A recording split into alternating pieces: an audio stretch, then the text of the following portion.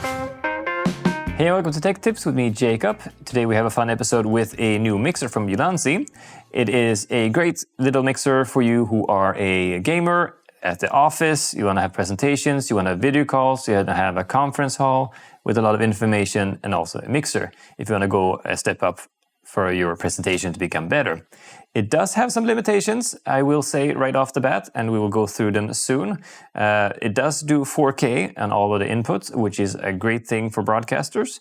So it is tempting to put this in your mix, but you also have to add a lot of extra things, like a Yola box to do the 4K mixing, and then do all of the graphics and the fancy stuff in the Yola box. For $300, you can add a lot more juice to your already existing setup. But now we're gonna get into it, so let's go. This is a mixer that's probably more for gamers than anything else. It's what I'm assuming they're aiming for. Because on the back here you have a whole bunch of HDMI cables. Two of them is just a loop through that gives your signal in from, say, a computer or a game station of sort, and then loops it straight out without alterations to a big screen. And that keeps your resolution the same. It outputs 4K 60 go in and out, so it doesn't alter your gaming screen, so you don't lose anything when you're gaming. Also, you don't have to see your own face when you're trying to see logos and icons when you're playing. So there. You also have HDMI out regular with your mix going out, and you also have a USB going out to your computer. This one doesn't have an internal recorder or streamer, so this is very much a mixer. So you do need to have some form of other streaming software, say a OBS or one of the Blackmagic streamers, or something that you might be already using. So if you already have that set up, this is a great little machine to add to you, to be easy to mix. It's very easy to use. It also does have the mic ins, so you can control them on your two knobs here.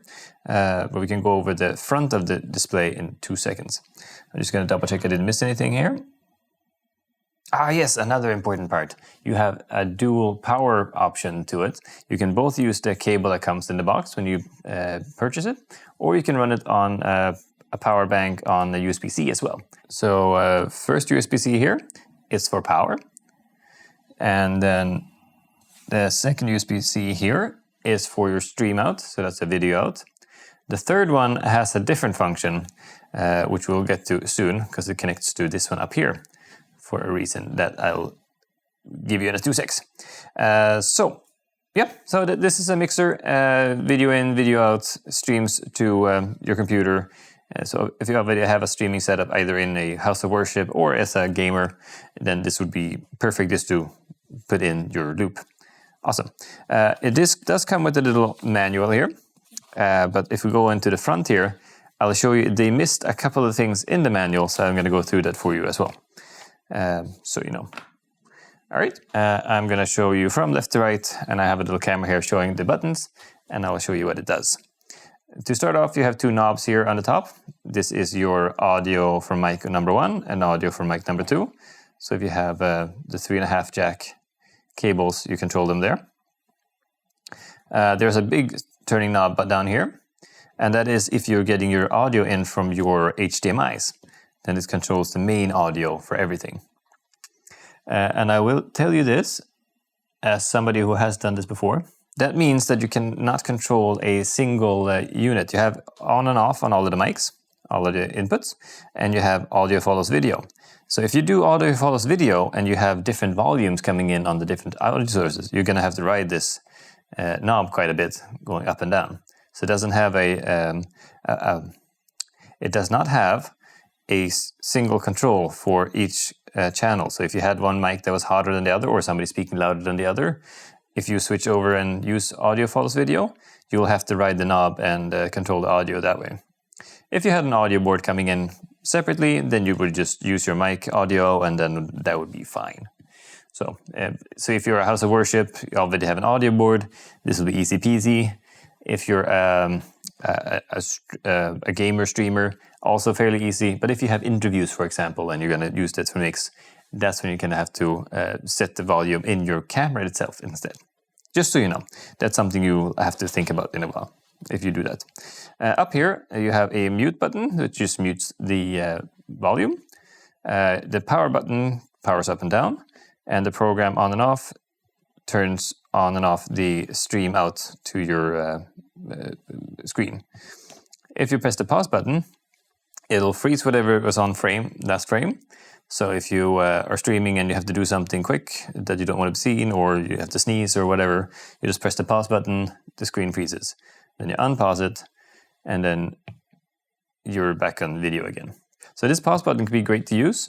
Say if you are gaming and you go into a menu, maybe you have to put in your password or something, you can just pause it. Nobody needs to see that. If you're a house of worship, maybe there's a happy birthday song for the pastor. Maybe you don't want that to be seen. Just pause it. Everybody waits, and then it's over. You press play again. Very convenient that there's a quick button on there without fading to black and scaring people. I will say, though, that these buttons are a bit hard, so you have to push them from straight above, so they don't stop. These 3 buttons here are not mentioned in the manual, and what they do is control what you see on the screen.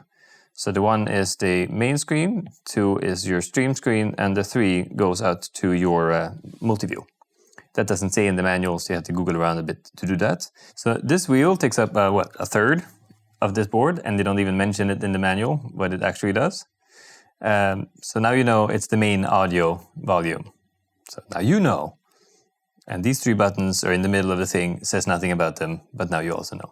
So, as you just saw, I disconnected this thing from the board, and which is the main feature for this thing, this mixer.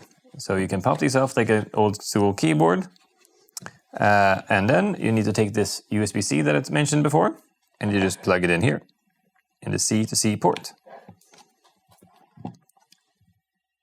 And there, let's see, I have to move it up a bit and align it with my camera. There you go. So, this is one of the features that are very special with this Ulanzi mixer. It means that you can have all your messy cables somewhere else.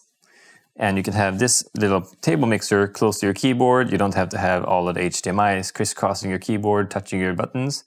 But you can have this where you want to have it close by. You have the fan, the cable, and the power. Maybe off to the side, maybe further away, closer to the screens perhaps, which is a very great feature. So all you have left is the USB-C and the headphone jack. So you can listen to the stream and follow along. Also, if you were the one-man band cameraman, you could have this part with you and the camera, and this closer to all of the cameras, so they all can reach to this piece. That's pretty neat, isn't it? That's very special. I will actually say something more, because I have been in houses of worship, and we've been in places where you have to take the mixer away and lock it in. So in this case, you can have all of your cables connected. You can leave all your HDMIs and your cameras connected, and you just take this part off. So you can take this, you can stuff it into a drawer, you can lock it in, so nobody touches your stuff, say a youth group or other volunteers or the other guy at the office that touches your stuff. It's good. It reminds me of the old stereos you had in the car that you can just pop off. Makes the entire rest of this thing useless, but this thing is safe. Right, there. That was a slight sidetrack, because I missed talking about these 4 buttons here, which are also important, because this is your picture-in-picture and your fader. So, the fader has a special thing to it that you need to know. It has 4 picture-in-picture buttons, so you have each for each corner, basically. So you turn on, and then you hold the button for there. That turns yellow, and that becomes your picture-in-picture.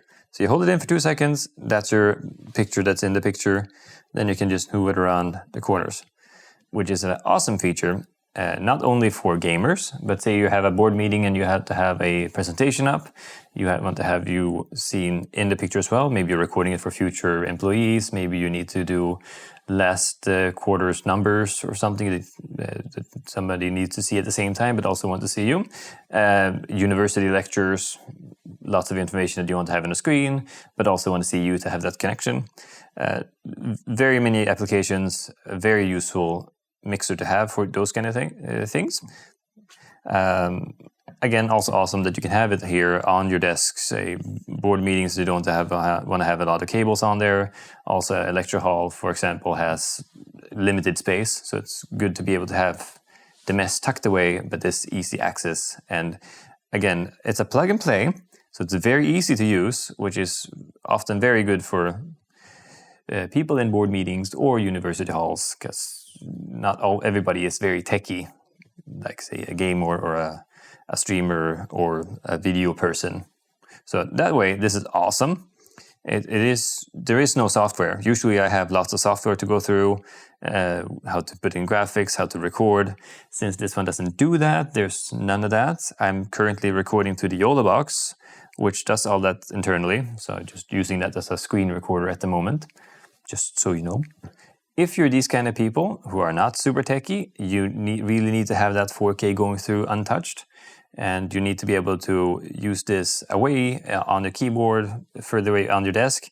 This is amazing. If you're not that person, say if you are a broadcaster and you do TV, you want to do interviews, you want to do recordings of different kinds, this might not be for you. It does have a couple of limitations that makes it harder to use in those segments. But for the money, the $300 it costs, it does 4K ins for everything. And if that's really what you really need, if you really want something super simple to use, this is awesome. If you want something that you lock away without having to reset everything, also amazing.